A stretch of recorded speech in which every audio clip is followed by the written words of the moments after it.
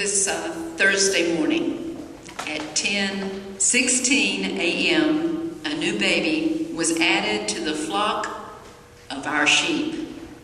On Friday, I visited the newest addition to our family, this congregation at Cabell Huntington Hospital, where Mom and Dad and baby Colin were staying.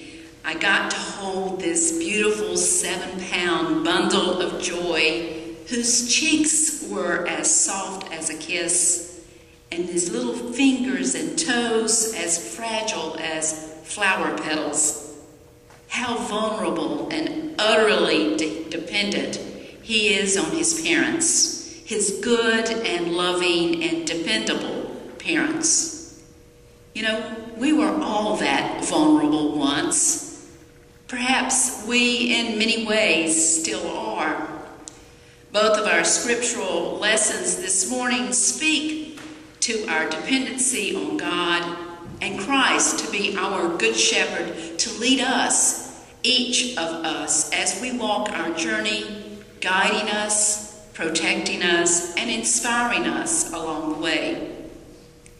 As modern 21st century people, it's hard to imagine what these familiar images to us must have sounded like to the early Christians. God as shepherd, Jesus as shepherd.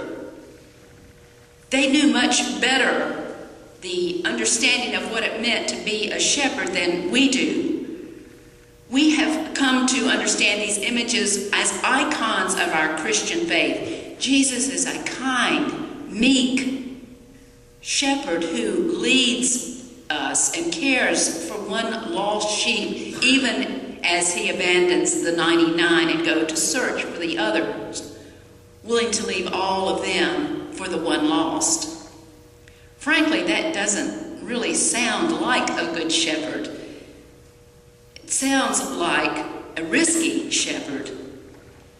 In fact, if you study the nature and qualities of a shepherd, you get to understand what shepherds were like back in Jesus' time. They were actually the scoundrels of the society.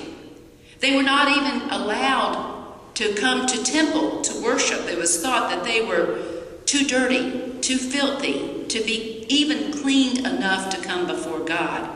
There were only two professions that were not allowed to worship in the temple, and those were shepherds and tanners. So to hear back then that God was a shepherd, or that Jesus is a good shepherd, was as stunning as having a 47-year-old gray-haired, frumpy woman sing an aria titled "I Dreamed a Dream" from the opera Les Miserables. Maybe some of you know who I'm talking about. Susan Boyles, amazed and captured the hearts of people around the globe over the internet as they watched as she strutted on to what is known as Britain's Got Talent TV show. It's similar to the American Idol.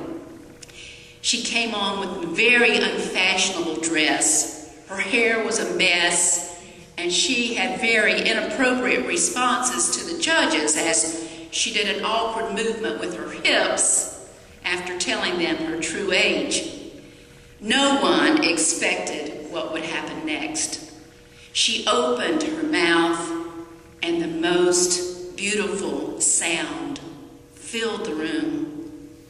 People who had been rolling their eyes and smirking were now on their feet, cheering for her as she continued to sing the song with incredible emotion and tenor.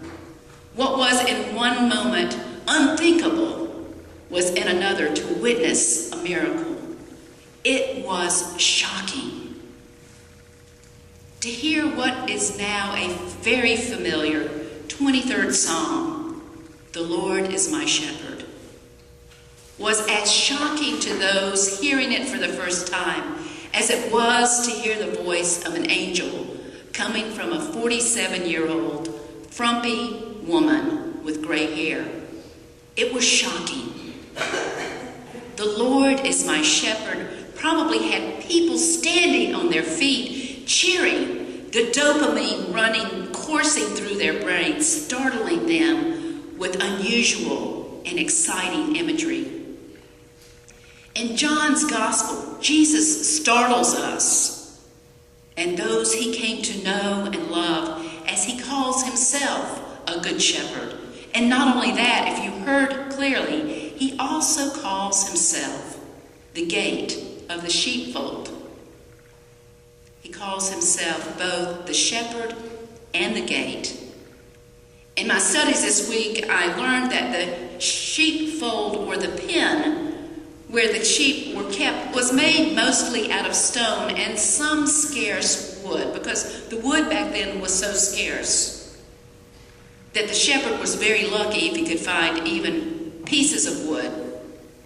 But that because of that scarcity of wood, the shepherd would then lie down at the entrance of the sheepfold, and the sheep literally would not cross over because they knew their shepherd, and they would not wander away from where the shepherd was sleeping at night. So he literally lay down his life in front of the sheep to keep the sheep together.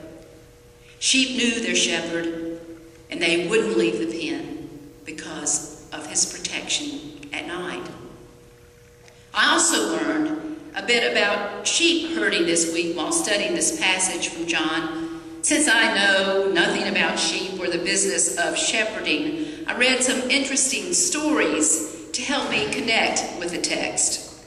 One of these stories I want to share with you is a story that Reverend Dr. Laura Mendenhall, who knows a shepherd named Tom and his dog, Shep.